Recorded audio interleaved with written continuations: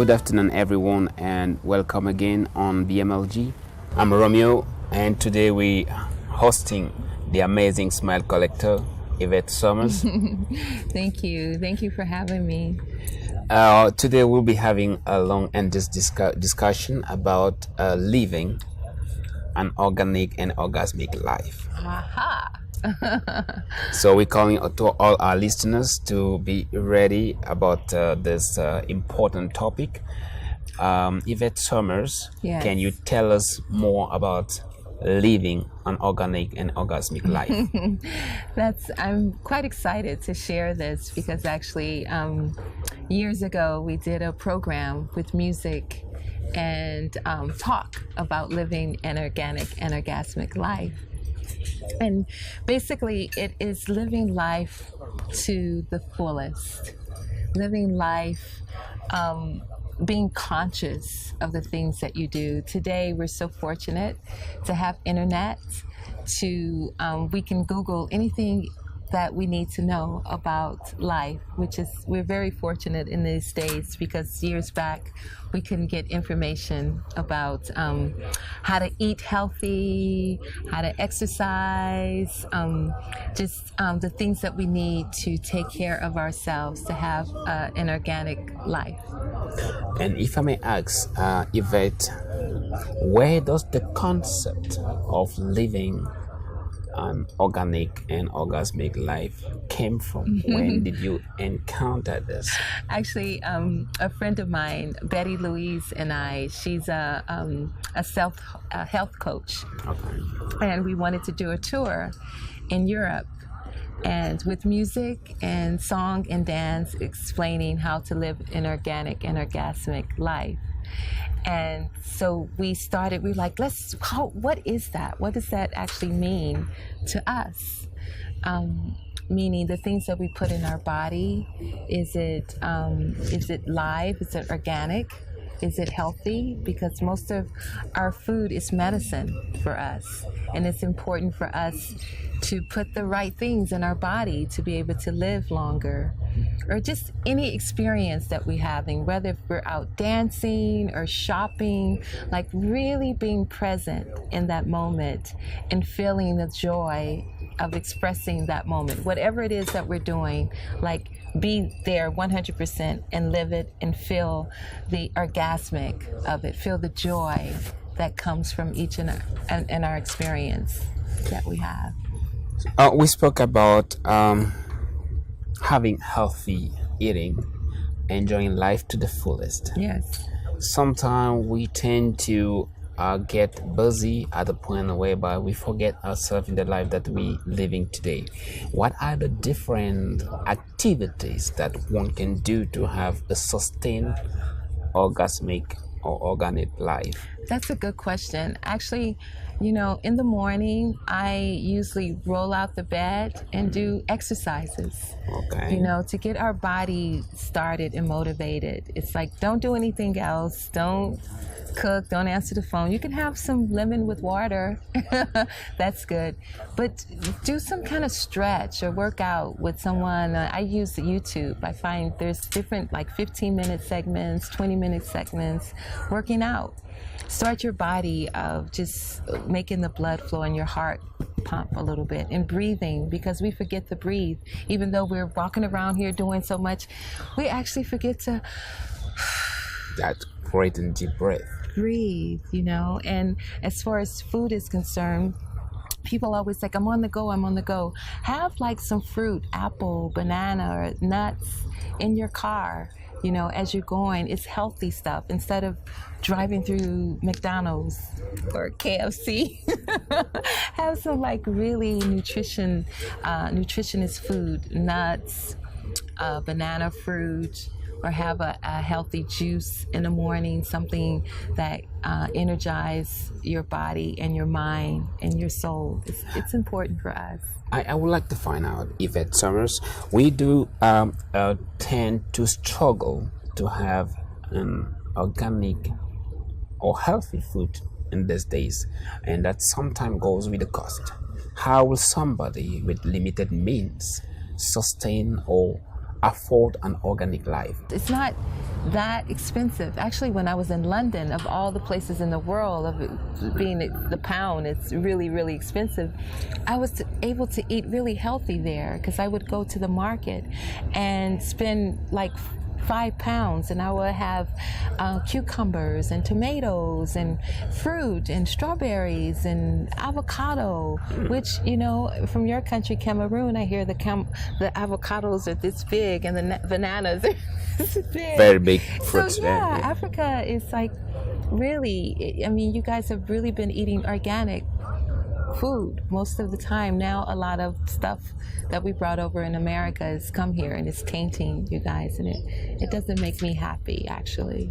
Oh, maybe we will try to see how to maybe prevent that. What's the best solution? Because we're all excited about having a McDonald's or KFC on our table.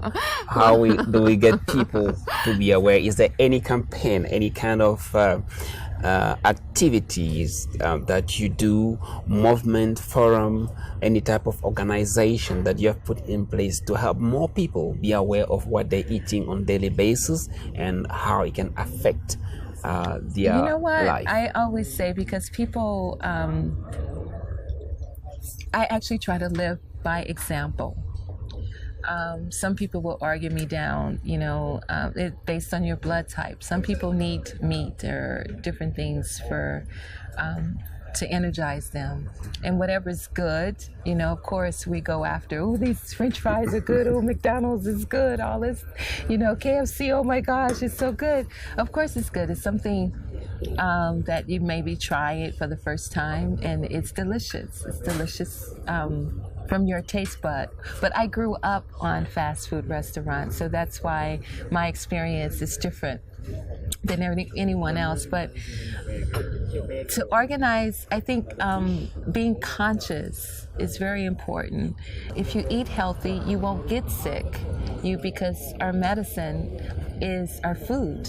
You know, what we're putting in our body is our food, and it's very important that we be conscious of the things that we're eating. Do you have any specific movement or organization that you put in place, you know, to get more people aware of living healthy today? What activity do you do in that direction? The only thing that making you're saying, how can I make a difference with the knowledge that I have? For me to be able to reach more people, I am a percussionist, dancer, singer. I have a jazz band, African Roots Jazz. Maybe let me know. So I figure through me performing and being in front of thousands of people, that's when I have the opportunity to maybe encourage or give an experience or share, because I am in front of more people. But I would like to do workshops in schools, you know, all over the world. If there any action that you have taken in that direction, getting to schools, and do you have any project? I'm here in South Africa, and I'm working with Black Lens Media Group, and we have a lot of things that we're putting in action to help children and exchange ideas with America and Africa, to bring us together so that we can uplift each other and empower each other. For me, it's all about empowering one another. I'm done with all the sad stories about us, you know, all the horrible things. Yes, there are horrible stories, but there are some really amazing stories, and really a lot of people doing amazing things in the world that we don't know about, like the Smile Collector. I would like to find out, Yvette, speaking about you performing, can I know more about your band, your kind of music? Are you also doing organic music? Of course, it's organic and it's orgasmic. I say that it's organic meaning because it's mostly acoustic. We have acoustic instruments, from piano, trumpet, bass, upright bass. We do occasionally use electronic piano and electronic bass, but for the most part, it's all organic: percussion, drums, upright bass, piano, trumpet, flute, horn section. Pow! It's really banging. Your musical band. Can I know more about it? Yes. Can you know more about it? Well, we will be coming to South Africa. We, again, are collaborating with Black Lens Media Group on some amazing things with the Mandela Foundation to come. And Mandela was a powerful man. So definitely, and he was about empowering and uplifting, and he loved children all over the world. So we want to be a part of that. We want to be a part of his legacy. So I'm so grateful to be joining Black Lens Media Group on all of these amazing festivals and bringing kids together for sports and through dance and through cultural exchange. So I would like to know about your group, your musical group. What is it? What's it all about? And who are involved in your band? Okay. Well, my partner is Luis Eric Gonzalez, and he's from Cuba. He's my business partner, and he's my producer. Okay. And he's the musical director of Shekare. He's just an incredible soul as well. We our thing is actually, we were stripped from our culture in America. We weren't able to sing our songs or play the music. That was forbidden. Every place except New Orleans. New Orleans was French colonized, so the French love Africans. Did you know this? The French love African music and dance and song, so they let the Africans continue their culture. Actually, they used to meet in a place called Congo Square, and there used to be drumming and singing, and they used to come and be entertained by the Africans there. So for me, when learning that, oh my gosh, in America we have kings, we have queens, we have classical music. We weren't just savages out there running around with spears. This is what I grew up watching on television. Tarzan, Africans. Was anything about us was horrible. From our skin tone to our hair, everything about us was bad, bad, bad, bad, bad. So to come out of that and like, oh my gosh, we have songs for the sky, we have songs for grass, we have songs for the wind, and through these songs, there are particular drums that actually call out these spirits, or call out these goddess or gods, and they're called bata drumming.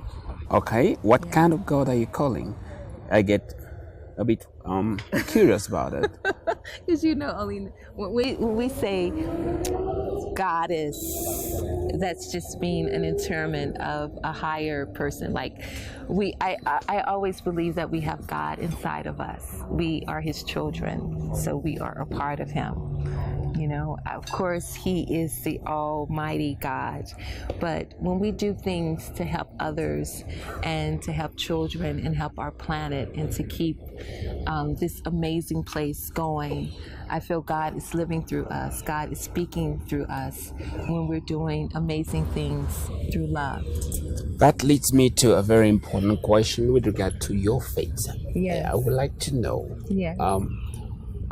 What faith are you in? Are you believing? Do you have any specific faith? Are you Christian or Buddhist or Voodoo? Any religion that you follow?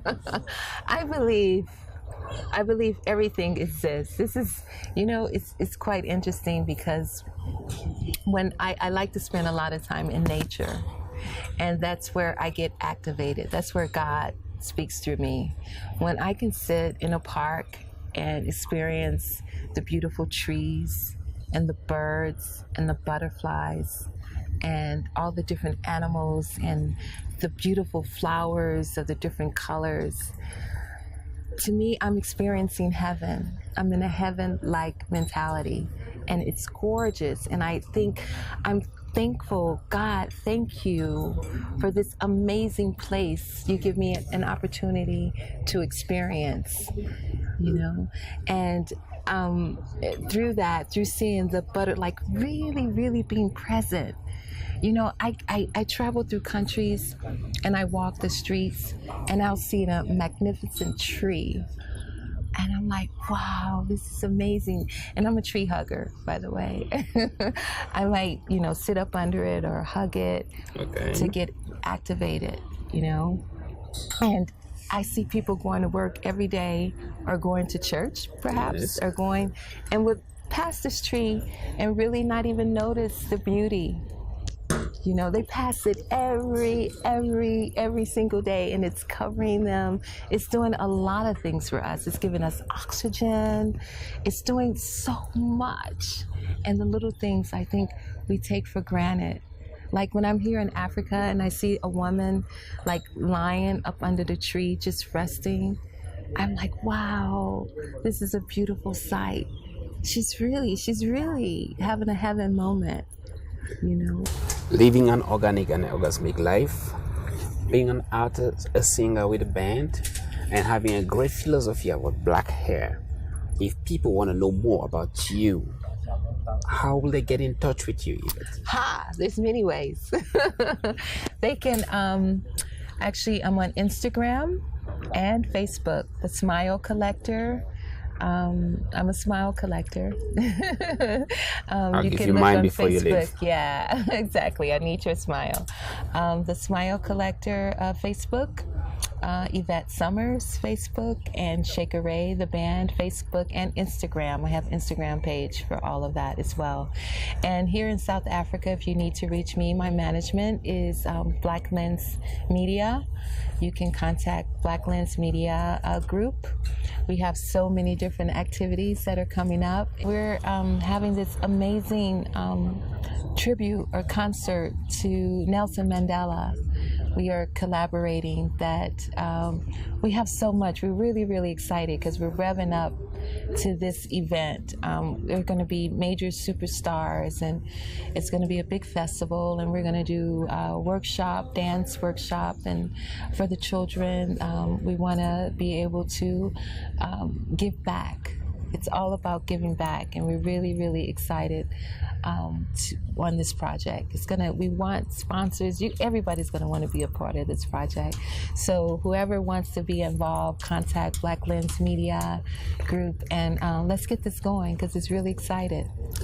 If there's a message you need to leave in their heart that will help them, inspire them, encourage them, and make their life better, what will you say? I would say find your passion. Whatever your passion is in life, if it's collecting leaves, if it's cutting limes from a tree, whatever it is your passion that makes you happy, find it and pursue it. No matter if people laugh at you, say, haha, you can't make a living from chopping lemons, or you can't do this, there's no way. I say no. It's enough for everybody, and live your passion, you know, and also always respect yourself and let no one disrespect you. No one. Always keep the respect level high, you know. That's what I would say. Thank you, Yvette Summers. Thank you for your time. Thank you for sharing your amazing experience with us. I'm happy to be here. We look forward to meet you most of the time to get to discuss into this and keeping on having a healthy life or having an organic and orgasmic life. Thank you so much. Ladies and gentlemen, it was a great pleasure having Yvette Summers. Look up onto BMLD for more interviews with many of our selected special guests.